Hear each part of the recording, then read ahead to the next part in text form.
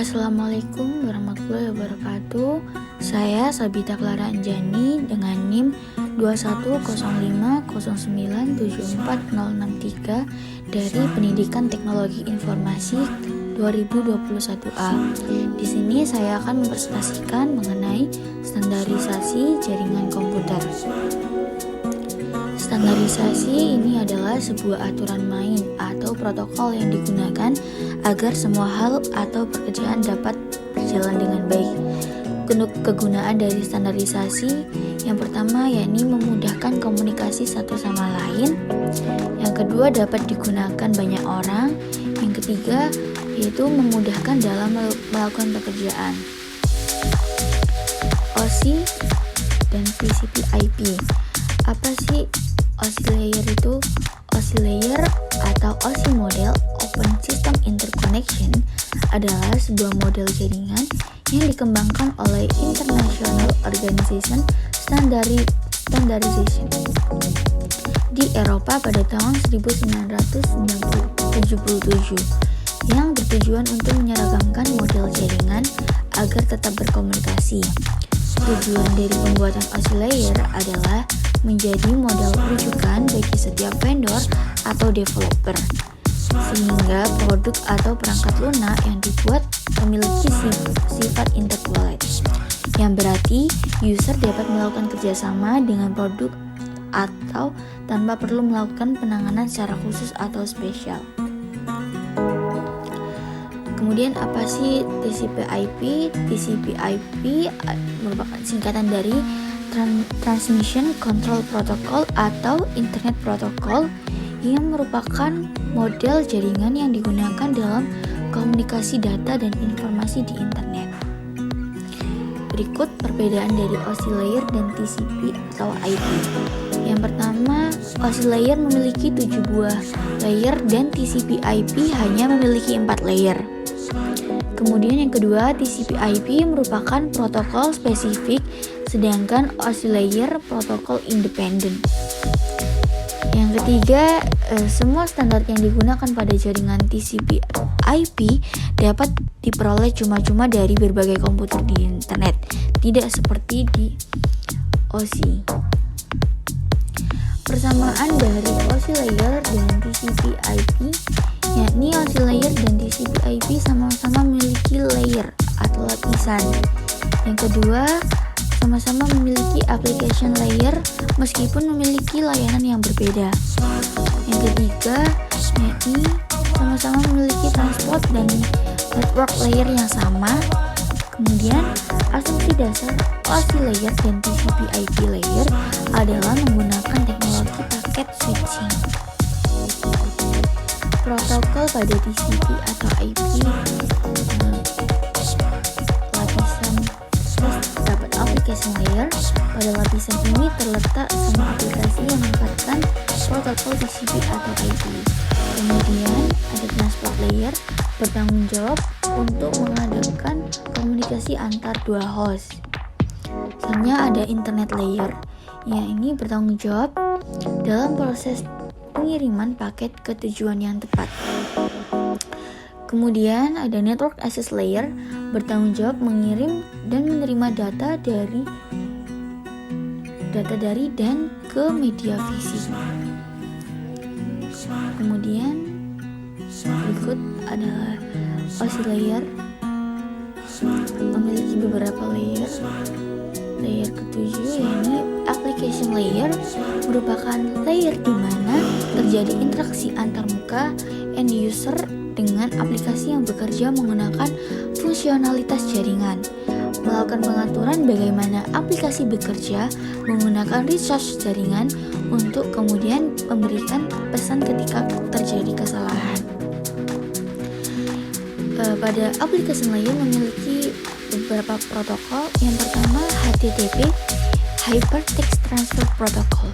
Protokol yang digunakan untuk mentransfer dokumen dan web dalam sebuah web browser melalui www. HTTP juga merupakan protokol yang meminta dan menjawab antar klien dan server.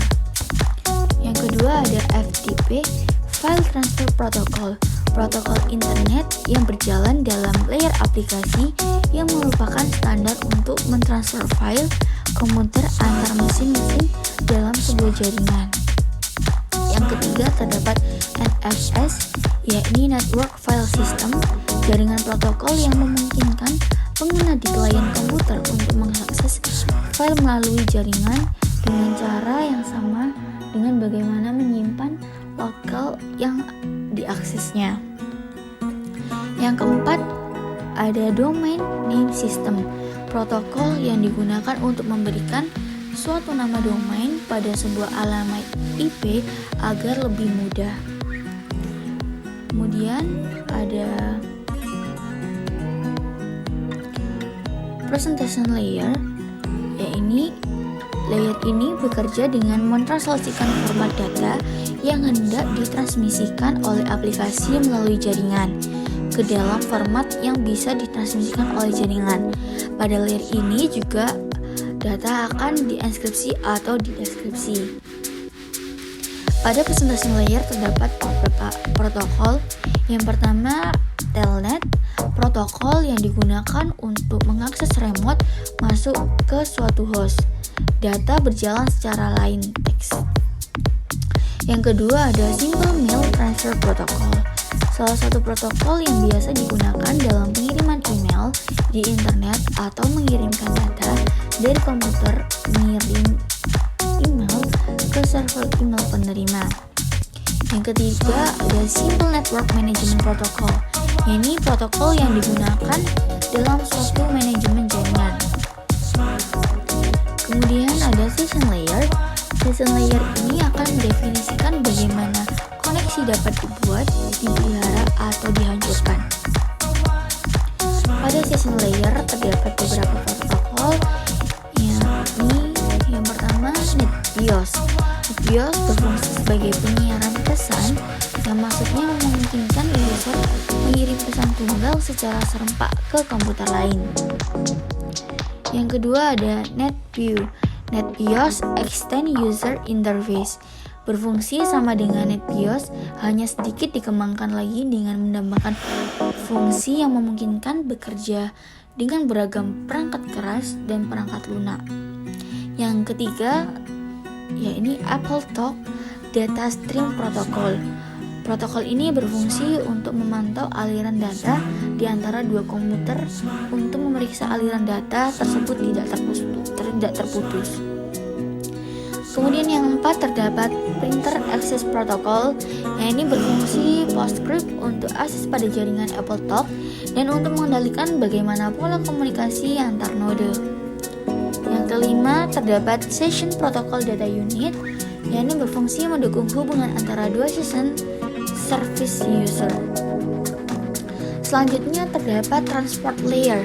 Layer ini akan melakukan pemecahan data ke dalam paket-paket data serta memberikan nomor urut pada paket-paket data tersebut sehingga dapat disusun kembali ketika sudah sampai pada sisi tujuan.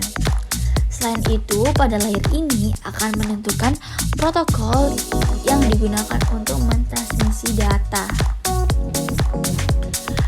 Pada Transport Layer memiliki dua protokol. Yang pertama, Transmission Control Protocol, protokol yang menyediakan layanan penuh pada lapisan transport untuk aplikasi.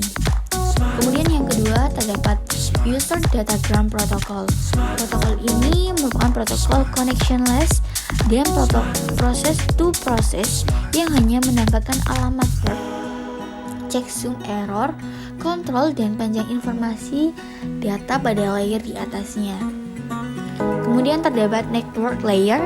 Network Layer akan membuat header untuk paket-paket yang berisi informasi IP, baik IP pengirim data maupun IP tujuan data. Pada kondisi tertentu, layer ini juga akan melakukan routing melalui internet working dengan menggunakan router dan switch layer ketiga.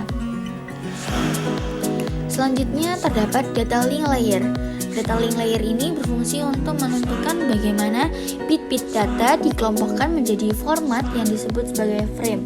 Selain itu, pada level ini terjadi koreksi kesalahan Flow control, pengalamatan perangkat keras seperti halnya media access control address, dan menentukan bagaimana perangkat-perangkat jaringan seperti hub, bridge, repeater, and switch layer 2 beroperasi. Spesifikasi IEEE 802 membagi level ini menjadi dua level anak, yaitu lapisan logical link control dan lapisan media access control. Pada data link layer terdapat protokol, yakni point-to-point protokol, protokol yang digunakan untuk point-to-point pada suatu jaringan. Kemudian yang kedua terdapat serial line internet protokol, protokol yang digunakan untuk menyambung serial. Kemudian yang terakhir terdapat physical layer. Layer physical ini bekerja dengan mendefinisikan transmisi jaringan, metode pensinyalan, sinkronisasi bit, arsitektur jaringan seperti halnya Ethernet atau token ring. Kemudian topologi jaringan dan pengabelan. Selain itu, level ini juga mendefinisikan bagaimana network interface card dan dapat berinteraksi dengan media kabel atau radio. Pada layer ini tidak mempunyai protokol yang spesifik di layer ini, karena pada layer ini hanya mengirimkan bit-bit data. Kemudian TCP dan UDP. TCP Transmission Control Protocol dan UDP User Datagram Protocol adalah protokol jaringan yang mentransfer data Anda melalui internet dari perangkat ke server web. UDP merupakan salah satu tipe protokol yang mempunyai karakteristik tidak berbasis koneksi. Sebaliknya, TCP menggunakan koneksi. Salah satu protokol ini umumnya digunakan saat Anda mengobrol dengan orang lain melalui Skype, mengirimkan email, menonton video secara daring, atau sekedar menelusuri web. Cara kerja TCP.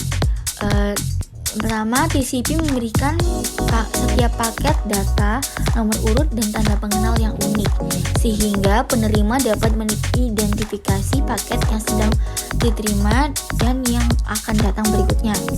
Yang kedua, setelah paket diterima sesuai dengan nomor urut yang benar, penerima akan mengirimkan pemberitahuan pada pengirim. Selanjutnya, pengirim dapat mengirimkan paket lainnya. Kemudian, apabila paket hilang atau dikirim dengan urutan yang salah, penerima tidak akan mengirimkan pemberitahuan agar paket data dikirim ulang. Selanjutnya, cara kerja UDP. UDP menyelesaikan pekerjaan yang sama tanpa membutuhkan tanda pengenal atau nomor urut. UDP mengirimkan data dalam aliran dan hanya memeriksa jumlah untuk memastikan bahwa data yang diterima tanpa kerusakan. UDP hampir tidak mengoreksi kesalahan pengiriman dan tidak peduli apabila paket hilang. Hal ini membuat UDP rentan terhadap kesalahan. Namun positifnya, UDP mengirimkan data jauh lebih cepat ketimbang TCP. Sekian dari saya. Terima kasih. Wassalamualaikum warahmatullahi wabarakatuh.